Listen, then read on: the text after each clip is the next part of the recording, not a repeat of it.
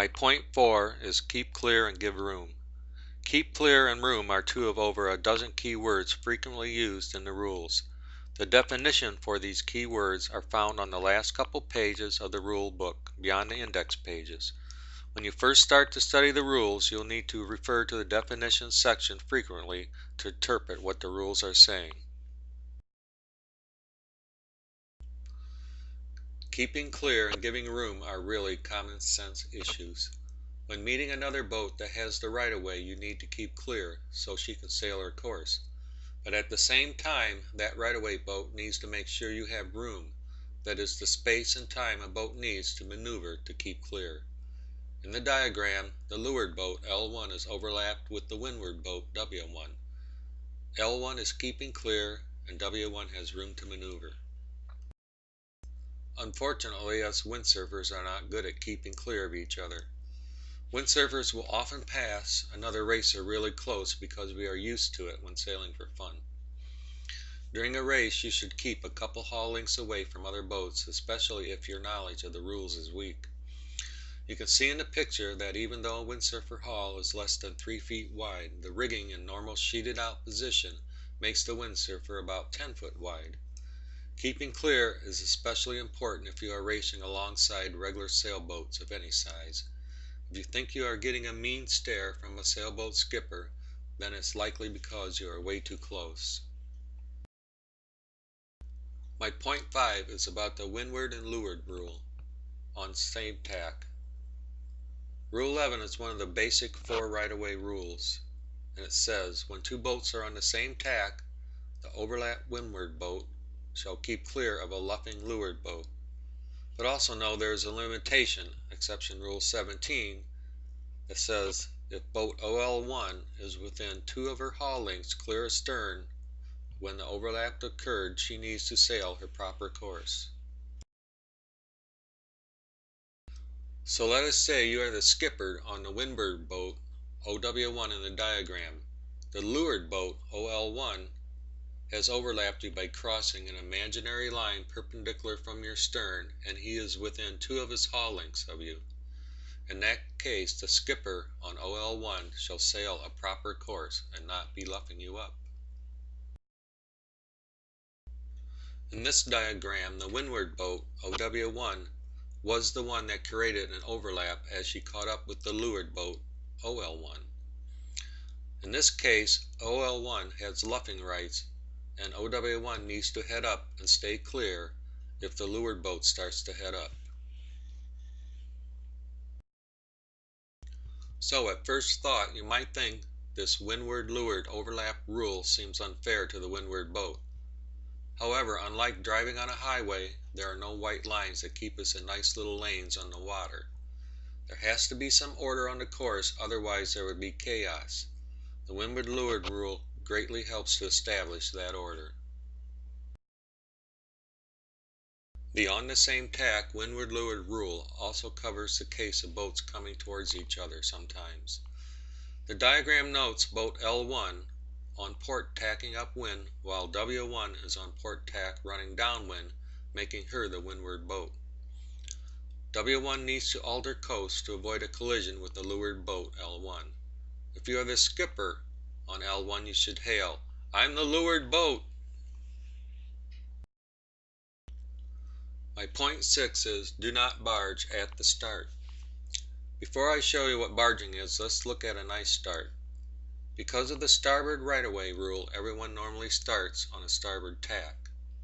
If the line is long enough for all the boats to keep a haul length or more apart, then theoretically everyone could hit the line at the gun and have an equal and fair chance at getting out in front in clean air.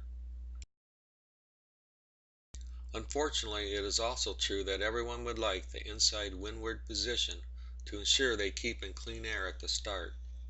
In the diagram, boat C1 is windward of the whole fleet, thus it will likely benefit from that position even if he is a bit slower. If you fall behind like boat D4 did, the wind is blocked by the sails windward of you. D4 is sailing in what is called dirty air and will be slowed by it. Skippers that don't know the rules or just plain want the inside position will often barge at the start. There's not a barging rule per se, but by barging you put yourself in a position to break a couple different rules and risk collisions. So let's say it's 6 seconds to the start. In the diagram, the red boats are all in the barging position. They run the risk of hitting the yellow race committee boat, each other, and the white leeward boats on the starboard tack who have right of way. We don't have time to get into it here, but know the rules are a bit different before the starting gun, and that there is no proper course as the race hasn't started yet. Another quirk about starting is after the start, how the overlap occurred before the start does matter. Again, the big point I want to make here is don't put yourself in the barging position to begin with.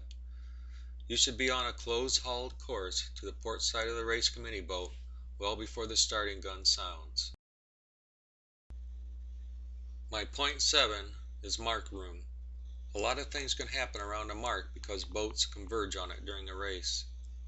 A change in the 2009 rules has increased the zone around a mark to 3 of your haul lengths. Where you don't want to be if possible is approaching the mark on a port tack like the boat in the diagram is, with starboard tack boats lined up like an impenetrable wall. Plan your course so any tacking you do is well away from the mark zone. In the diagram, the black dotted line is that imaginary overlap line, and the orange solid line is the imaginary circle around the mark, called the mark zone, that extends about 3 haul lengths. Whether there is an overlap or not when the boats get into the zone determines the rights in the zone.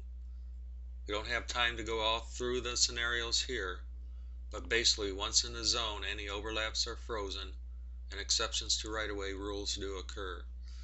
In the diagram, if you are W, the windward boat, and L, the leeward boat, has an overlap on you when you hit the zone, then you must give L the inside position at the mark, even if you break the overlap and get ahead a bit later. If there is any question about the overlap, the safe move is to give the inside boat mark room. In this diagram, there is no overlap. Rule 18.2b says the leeward boat must keep clear astern of the windward boat in the zone. So think of the zone as a no passing area. The idea of these rules is to keep boats rounding the mark in an orderly fashion. The decision on who has rights at the mark often gets decided well before boats get to the zone as they jockey for an inside overlap position. Because of a change, that change being the deletion of Rule 17.2 and the 2009 rules, a boat that is clear ahead can now block a boat attempting to overlap and get leeward of it. This is a great example how knowing the rules can give you an advantage. It's 10 Ohio. OH 10 over. Well, I hoped I whetted your appetite to learn more about the racing rules of sailing.